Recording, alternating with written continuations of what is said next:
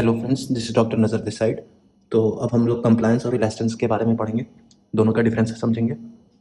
और lungs lungs का जो पैरेन्काइमा है, तो बेसिकली लंग्स इंटरस्टिशियम का कंप्लायंस और इलास्टेंस की फॉर्मूलाज देखेंगे और कंपेयर करेंगे कि दोनों ये कैसे एक दूसरे से अलग है। अब हम लोग थोड़ा कंप्लायंस और इलास्टेंस के बारे में देख लेते हैं। तो कंप्लायंस बेसिकली किसी भी चीज़ की स्ट्रेचेबिलिटी को मेजर करता है, ठीक है, कितना स्ट्रेच कर सकता है कोई चीज़। अब मैं आपको एग्जाम्पल के थ्रू एक समझाता हूँ। मान लो हमारे पास दो रबर है, ठीक, दो रबर है, एक थिक रबर है और एक थिन रबर है, ठीक। तो ये आपका इस तरह से है और यहाँ पे इन रबर्स के अंदर इलास्टिक फाइबर्स है मान लो, ठीक। तो थिक रबर के पास ज़्यादा इलास्टिक फाइबर्स होंगे और थिन रबर के पास कम इलास्टिक फाइबर्स होंगे, ठीक है। इस तरह से अरेंजमेंट है, ठीक। अब मैं अगर ये बोलूँ आपसे,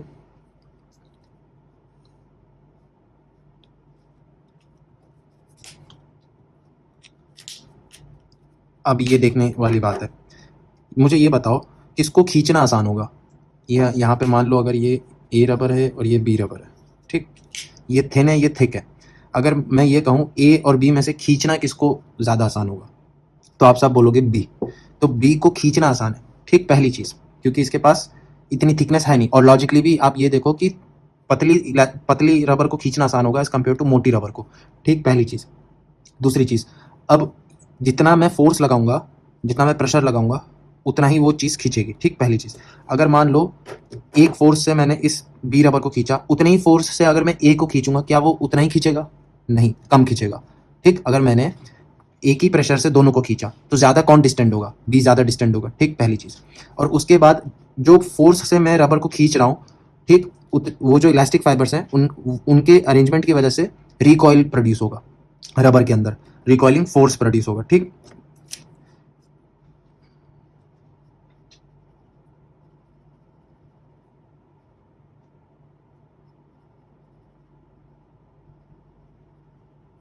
ठीक है, आपने इसको बाहर खींचा और इसको भी बाहर खींचा, ठीक है।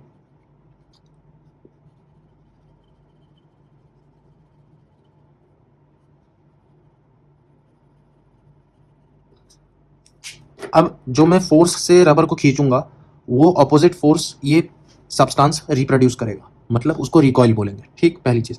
तो अब पहली चीज़ ये समझना है कि जो मैंने आपको समझाया कि अगर मैं एक प्रेशर से, सेम प्रेशर से दोनों को खींचूंगा तो ज़्यादा खींचेगा कौन? बी ज़्यादा खींचेगा, तो इसको स्ट्रेचेबिलिटी बोलेंगे। क्यों? तो इसको इंग्लिश में मैं ऐसे समझ सकता हूँ, ये मेरी बात सुन रहा है, ठीक, ये रबर, तो this is more compliant, B is more compliant as to C, A, ठीक है, क्योंकि मैं एक ही फोर्स से जब दोनों को खींच रहा हूँ तो कंप्लायंट कौन है? कौन ज़्यादा मेरे प्रेशर पे काम कर रहा है? कौन ज़्यादा यील्ड कर रहा है मेरे फोर्स पे, मेरे प्रेशर पे, ठीक है। तो which is more compliant? B is more compliant to as compare to A, क्योंकि ये स्ट्रेच को बता रहा है कि कितना कोई चीज़, कितना स्ट्रेचेबिलिटी, कितना स्ट्रेच हो सकता है। अब मैंने एक थिक रबर ली और थिन रबर ली, अब जाहिर बात है थिन रबर को खींचूंगा तो वो आराम से खींच जाएगी और थिक रबर जो है उसको खींचूंगा तो मुश्किल से खींचेगी। तो यहाँ पे हम ये लिख सकते हैं कि ये बी मोर कंप्लायंट है और ए जो है वो लेस कंप्लायंट है, पहली चीज़। कंप्लायंस तो हमें समझ में आ गया, ठीक। इलास्टेंस का मतलब ये हुआ कि इलास्टेंस का मतलब हुआ रेजिस्टेंस टू डिफॉर्मेशन।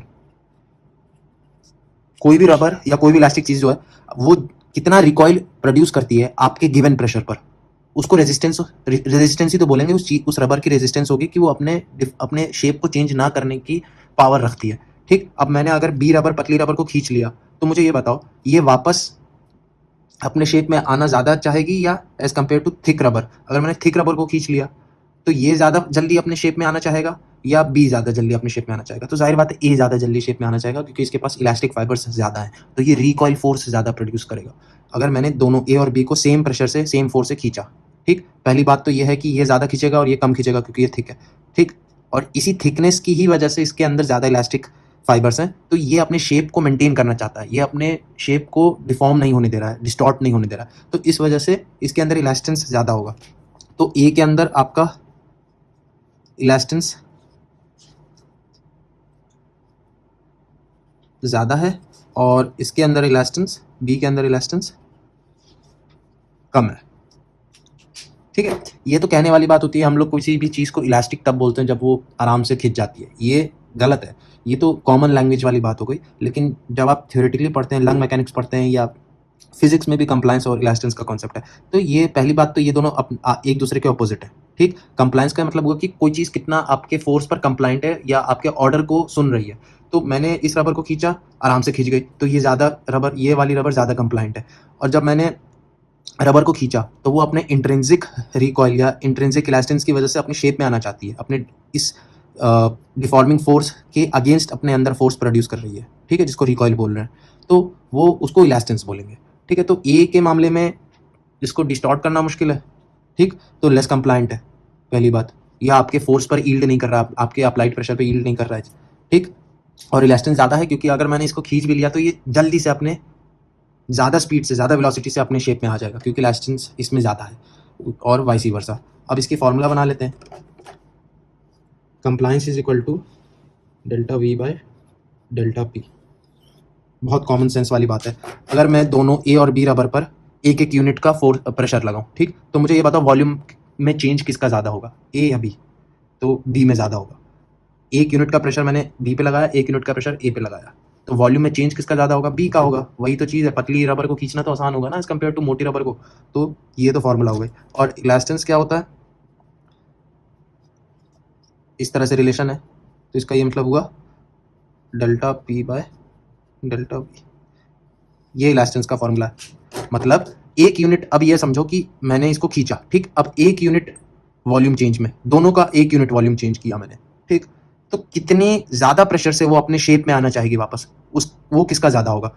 मतलब एक यूनिट प्रेशर मैंने चेंज किया, मान लो मैंने एक फोर्स इस पे लगाया, एक फोर्स इस पे लगाया, ठीक, और मैंने इसको खींच के लंबा कर दिया, ठीक, और इसको भी खींच के लंबा कर दिया, दोनों को इक्वल वॉल्यूम्स पे खींच के लंबा कर दिया रबर्स को। ठीक, तो मुझे ये बताओ किस रबर के अंदर रिकॉइलिंग फोर्स ज्यादा होगा? ए के ज्यादा होगा, तो प्रेशर ज्यादा, चेंज इन प्रेशर बी के अंदर, ए के अंदर ज्यादा होगा एज कंपेयर टू बी। पर यूनिट वॉल्यूम चेंज किया मान लो, तो रिकॉइलिंग फोर्स किसका ज्यादा होगा? फोर्स और प्रेशर आप ऐसे समझो कि सेम ही चीज होती है। ठीक, तो बेसिकली एक यूनिट वॉल्यूम चेंज किया तो इलास्टेंस की वजह से ए के अंदर ज्यादा इलास्टेंस होगा क्योंकि आपका पर यूनिट वॉल्यूम वो ज़्यादा प्रेशर क्रिएट कर रहा है या रिकॉइलिंग फोर्स क्रिएट कर रहा है। आई होप आपको कंप्लायंस और इलास्टेंस समझ में आ गया। ठीक, अब हम लोग ग्राफ्स के बारे में देखेंगे। बेसिकली कंप्लायंस के जो अलग अलग कंपोनेंट्स पर कंप्लायंस का हम लोग ये देखेंगे, रिलेशन देखेंगे प्रेशर वॉल्यूम के साथ, और उनका ग्राफ्स देखेंगे अलग अलग मेम्ब्रेन्स पर, एल्वियोलर पे देखेंगे, प्लूरल कैविटी में देखेंगे और चेस्ट वॉल पर देखेंगे। आई होप आप लोग को इतना समझ में आ गया हो अभी। ओके गाइस, अब हम लोग आइसोलेटेड स्ट्रक्चर्स पर कंप्लायंस की फॉर्मूला लगा के देखेंगे, और हम ये देखेंगे कि कैसे अलग अलग आइसोलेटेड स्ट्रक्चर्स का कंप्लायंस का फॉर्मूला क्या बनेगा और ग्राफिकली कंप्लायंस को कैसे रिप्रेजेंट किया जाएगा। तो लेट्स स्टार्ट। अगर मैं लंग्स को आइसोलेट करके अलग से इनका कंप्लायंस कैलकुलेट करने की कोशिश करूं, तो मुझे मालूम है कि अक्रॉस एल्वियोलर वॉल से लेकर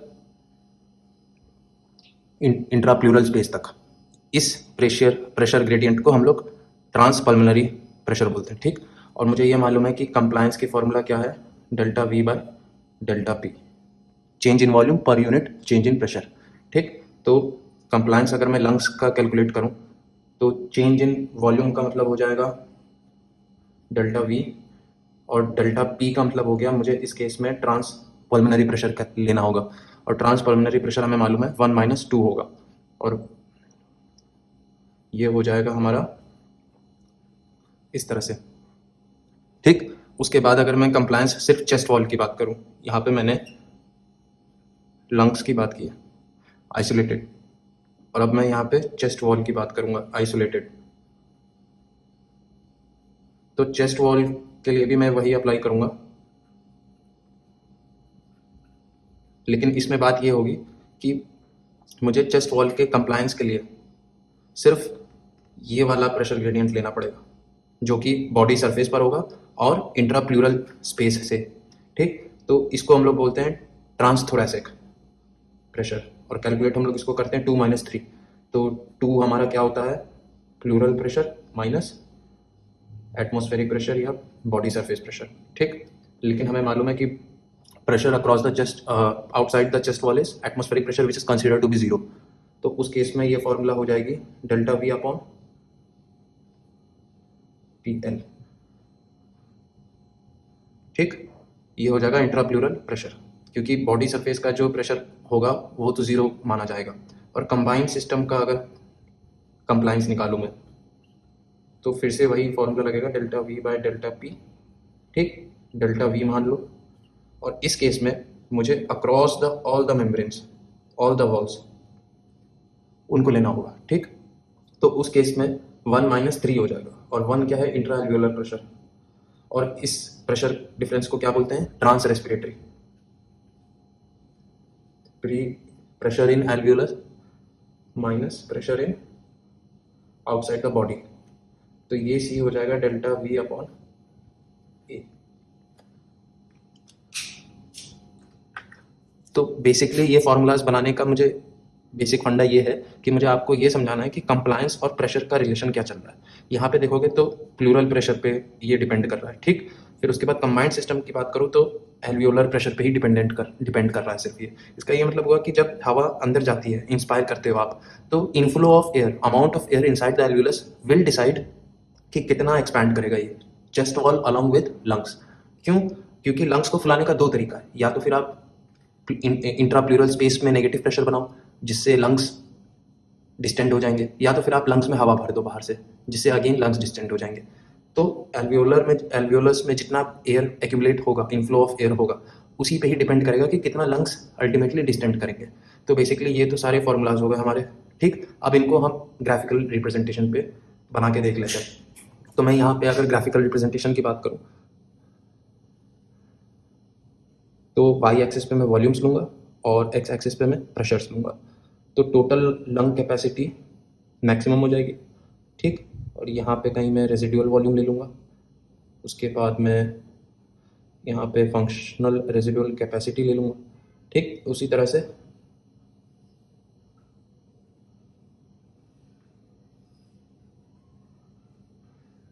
तीनों सिस्टम्स के लिए हम लोग कैलकुलेट करके देखेंगे। और प्रेशर्स हमारे नेगेटिव भी हो सकते हैं और पॉजिटिव भी हो सकते हैं। तो अब हम लोग इनके ग्राफिकल रिप्रेजेंटेशंस देखेंगे। अगर मान लो लंग्स की, आइसोलेटेड लंग्स की कंप्लायंस बनानी हो, तो पहली चीज़ मुझे ये समझनी होगी कि लंग्स जो हैं, बेसिकली अगर ये आपके लंग्स हैं, ठीक, और ये हमारा चेस्ट वॉल है। ठीक, तो लंग्स बेसिकली अंदर जाने की कोशिश कर रहे हैं। 2 अलग अलग अपोजिंग फोर्सेस हैं। लंग्स अंदर रिकॉइल करना चाहते हैं अपने इलास्टेंस की वजह से, और चेस्ट वॉल स्प्रिंग आउट करना चाहता है।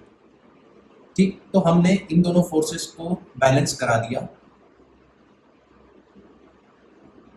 एक 2 मेम्ब्रेन्स के थ्रू, जिनको प्लूरल मेम्ब्रेन्स बोला जाता है। तो प्लूरल मेम्ब्रेन्स को हमने जब एक दूसरे से अटैच कर दिया तो एक बैलेंस, जब ये दोनों फोर्स एक दूसरे को बैलेंस आउट करेंगे तब जाके एक कंबाइंड पिक्चर बनेगी लंग्स की और चेस्ट वॉल की। ठीक, पहली चीज़ तो इसका ये मतलब हुआ कि अगर लंग्स को बॉडी से बाहर निकालूंगा तो उनकी original size as compare to body में जो है वो कम होगी।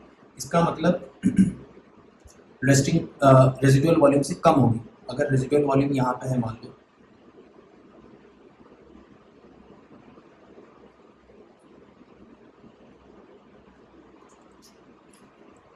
ये हमारी रेजिडुअल वॉल्यूम हो गई।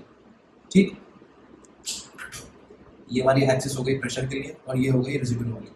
तो अगर रेजिडुअल वॉल्यूम लंग्स की कम है, ठीक, तो यहाँ से स्टार्ट होगा, और यहाँ पे टोटल लंग कैपेसिटी है मान लो। ठीक, तो अगर मुझे सिर्फ लंग्स, आइसोलेटेड लंग्स का ग्राफ बनाना होगा तो कुछ इस तरह से बनेगा। अब ये पीछे जो ग्रीन लाइन मैंने बनाई है, इसका ये मतलब हुआ कि अगर मैं नेगेटिव प्रेशर भी अप्लाई करूंगा, ठीक, तो लंग्स और छोटे नहीं हो सकते।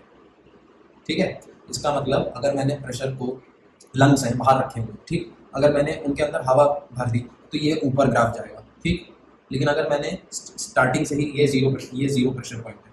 ठीक, अगर मैंने स्टार्टिंग से ही जो रेस्टिंग पोजीशन थी लंग्स की वो रेजिडुअल वॉल्यूम से कम थी, अब आप उसको और छोटा नहीं कर सकते।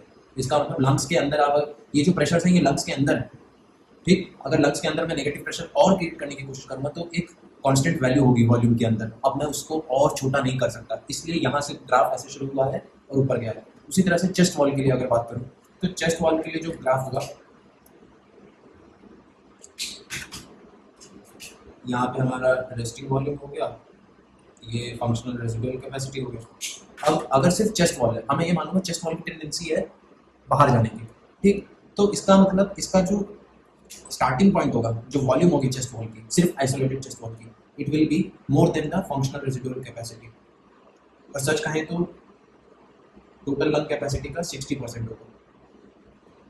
जो चेस्ट वॉल की वॉल्यूम होती है, अगर आइसोलेटेड चेस्ट वॉल की वॉल्यूम अगर चेक करना चाहते हो आप, तो सिर्फ चेस्ट कैविटी का जो वॉल्यूम होगा वो 60% of the total lung capacity है, ठीक। और फंक्शनल रेजिडुअल कैपेसिटी से ऊपर होगा ये, ठीक। अगर मैं अब इसका ग्राफ बनाने की कोशिश करूँ,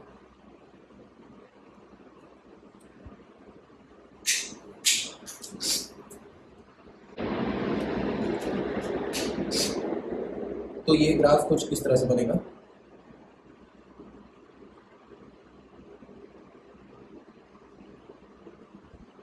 ठीक है, तो इसका ये मतलब हुआ कि अगर मैंने रेस्टिंग पोजीशन से प्रेशर चेस्ट वॉल के अंदर बढ़ा दिया, पॉजिटिव प्रेशर दिया, तो ये टोटल लंग कैपेसिटी की तरफ जाएगा, ठीक। लेकिन अगर मैंने प्रेशर चेस्ट वॉल के अंदर कम कर दिया तो ये और श्रिंक होने की कोशिश करेगा और साइज छोटी होती चली जाएगी, लेकिन रेस्टिंग वॉल्यूम से कम नहीं जाएगा, क्योंकि रेस्टिंग वॉल्यूम से तो कम ये हो ही नहीं सकता। लंग्स हमेशा रेस्टिंग वॉल्यूम या रेजिडुअल वॉल्यूम पर रहेंगे, ठीक है। उसी तरह से अगर मैं अब दोनों सिस्टम्स को कंबाइन करके बताऊंगा आपको, तो ये आपका रेजिडुअल वॉल्यूम, ये FRC, ठीक है। अब मैं दोनों सिस्टम्स को कंबाइन करूंगा, ठीक। अब आप स्टार्टिंग पॉइंट देख रहे हो, लंग्स का स्टार्टिंग पॉइंट रेजिडुअल वॉल्यूम से कम है और चेस्ट कैविटी का जो स्टार्टिंग पॉइंट है वो FRC से ज़्यादा है। अब मैं इन दोनों सिस्टम्स को आपस में ला के प्लूरल मेम्ब्रेन से कनेक्ट कर दूंगा, तो इन दोनों की जो वॉल्यूम होगी वो जब दोनों सिस्टम्स बैलेंस करेंगे एक दूसरे के फोर्सेस को, अपोजिंग फोर्सेस को बैलेंस आउट करेंगे, तो एक वॉल्यूम निकल के आएगी जो कि FRC पे होगी। और इसी का ग्राफ अगर मैं बनाऊं,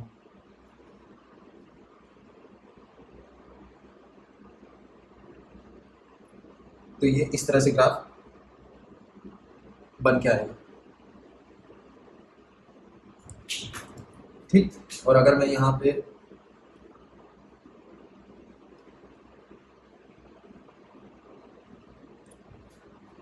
चेस्ट वॉल के ग्राफ को भी लगा दूं और आपका ये